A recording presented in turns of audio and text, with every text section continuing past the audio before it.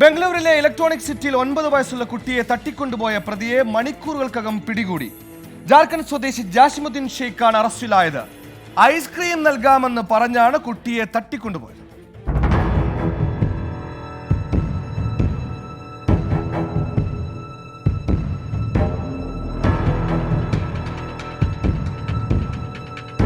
Electronic സിറ്റിക്ക് സമീപമുള്ള ദോഡ്തോ ഗുരുവിലാണ് ഞെട്ടിക്കുന്ന സംഭവം ഉണ്ടായത്.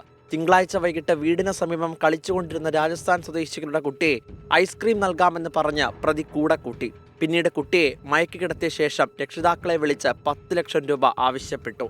രക്ഷിതാക്കൾ പോലീസിനെ വിവരം അറിയിച്ചു. സംഭവം പോലീസ് അറിഞ്ഞുവെന്ന് മനസ്സിലാക്കിയതോടെ പ്രതി കുട്ടിയുമായി കിലോമീറ്ററുകളോളം ഓട്ടോയിൽ കറങ്ങി. എന്നാൽ വിവിധ സംഘങ്ങളായി തിരിഞ്ഞ് തെരച്ചിൽ നടത്തിയ പോലീസ് ഹുസ്കൂരിൽ വെച്ച് പ്രതിയെ പിടികൂടി.